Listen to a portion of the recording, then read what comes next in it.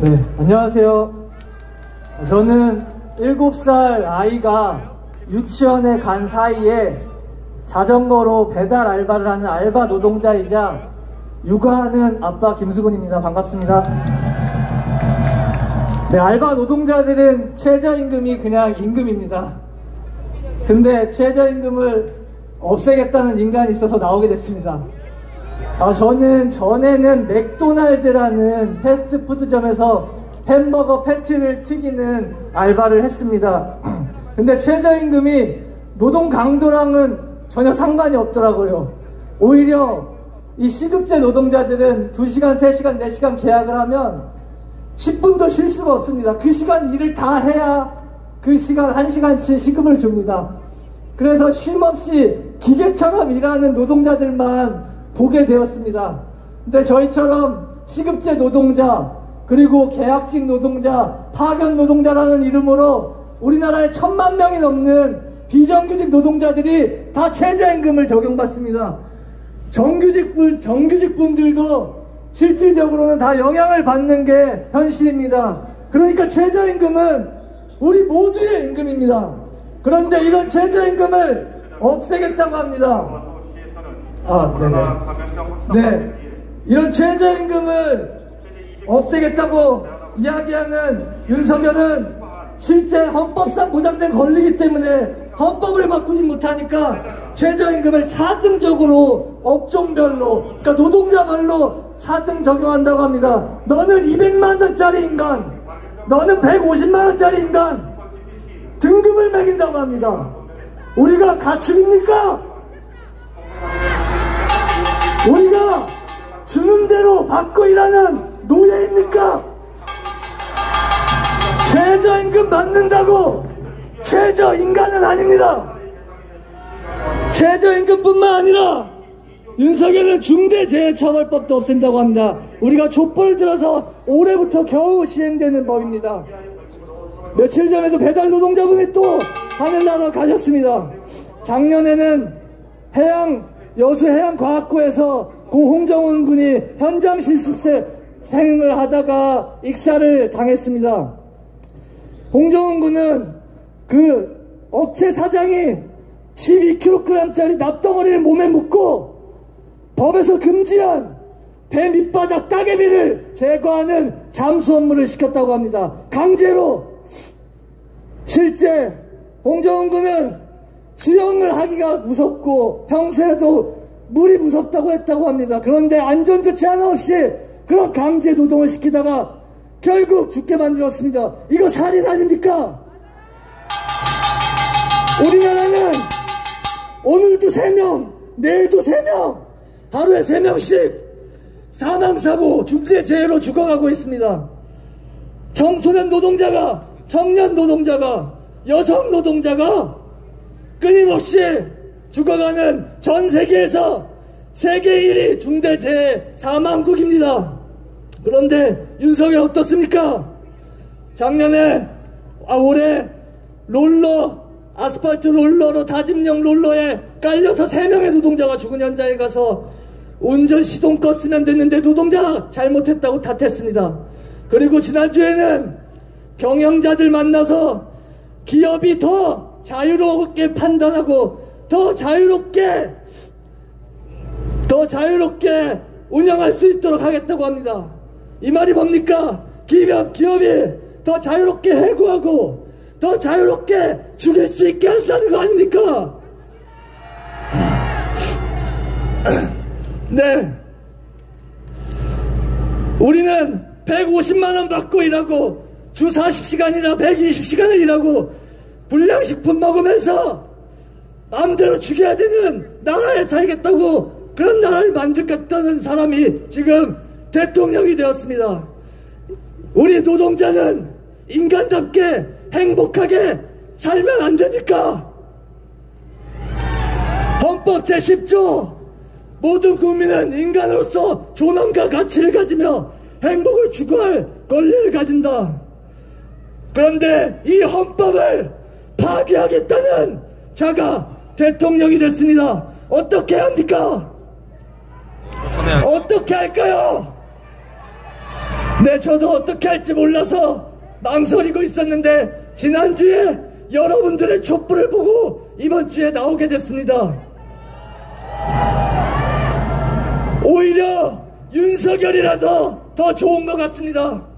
혁명하기 딱 좋은 정권 아닙니까? 이제 2주 후면 세월호 8주기입니다.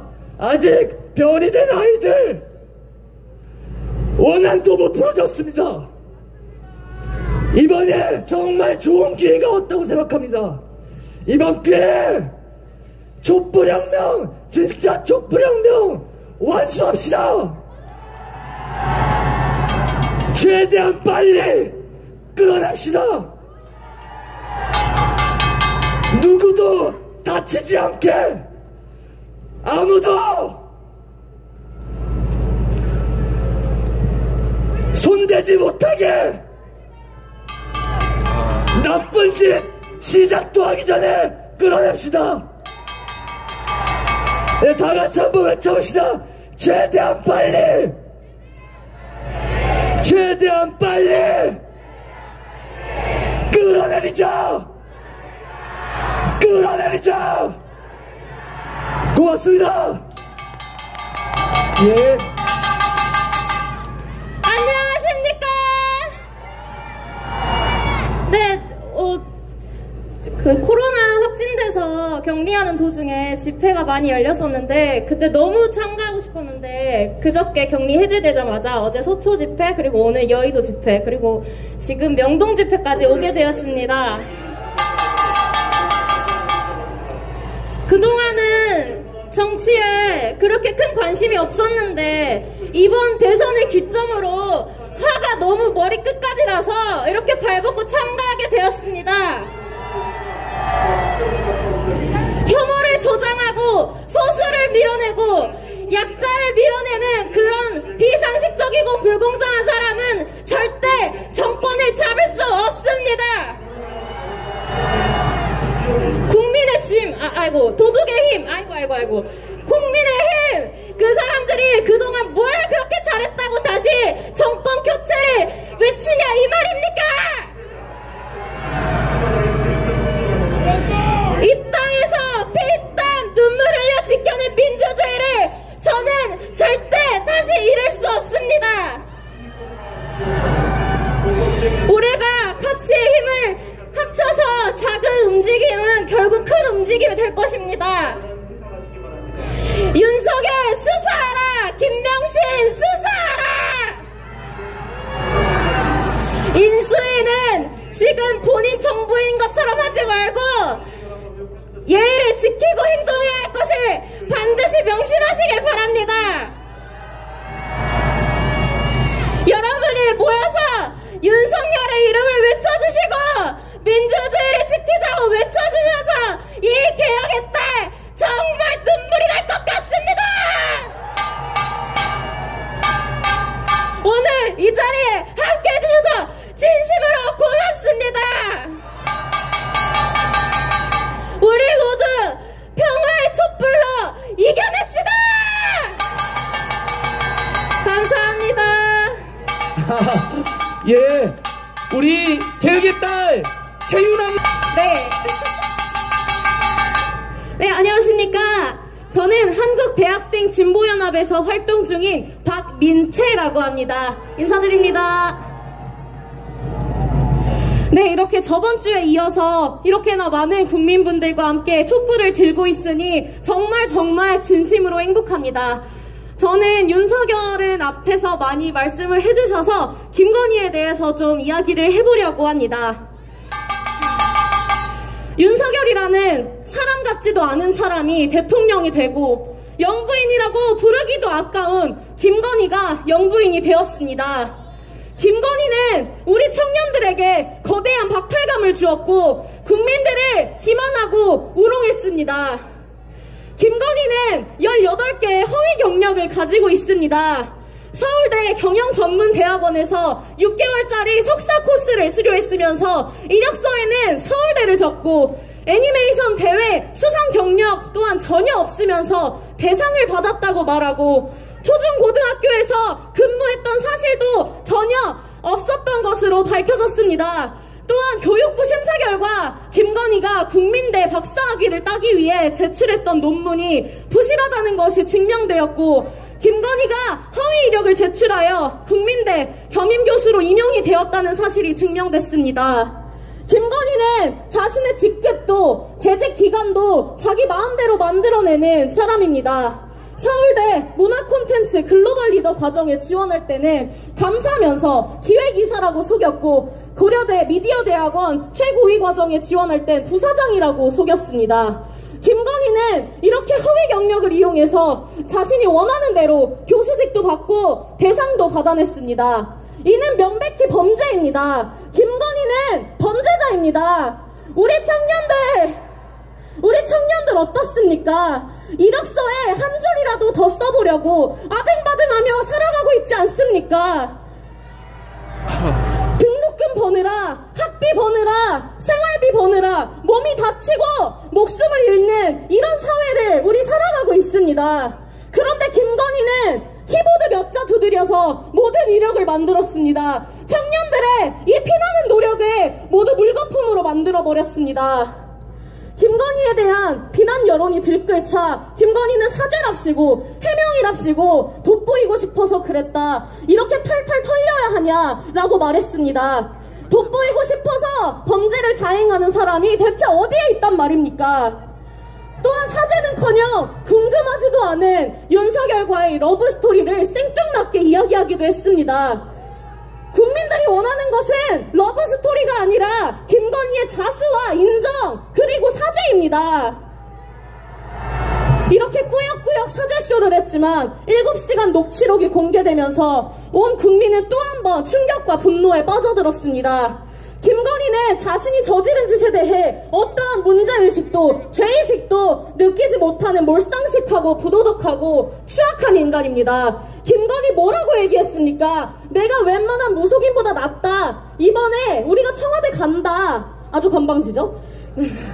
미투 터지는 게 다 돈 안 챙겨줘서 그런 거다. 내가 정권 잡으면 무사하지 못할 거다 라고 말했습니다. 제2의 최순실, 제2의 국정농단, 김건희, 앞으로 윤석열의 임기가 시작되면 얼마나 더 사악하게 뒤에서 조종을 시작할지 참으로 암담합니다.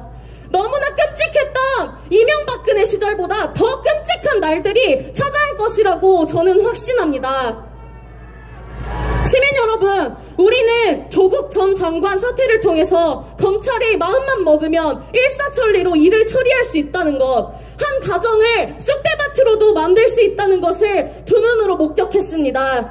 정경심 교수에게 자녀의 표창장 의혹 하나만으로 4년형을 주었던 검찰입니다. 그런데 성접대 뇌물수수 혐의 김학의에게는 증거가 너무나 명백한데도 불구하고 무죄를 주었었고, 20억을 편취한 김건희의 엄마 최은순에게도 무죄를 주었습니다. 김건희도 마찬가지입니다. 검찰 뭐하고 있습니까? 집도 가까운 김건희 집을 압수수색하기는커녕 가만히 앉아만 있었습니다. 검찰은 이런 범죄자를 어찌 가만히 둔단 말입니까? 이것이 당신들이 말하는 공정과 상식입니까? 그런 것이라면 우리 국민들은 더욱 가만히 있을 수 없습니다.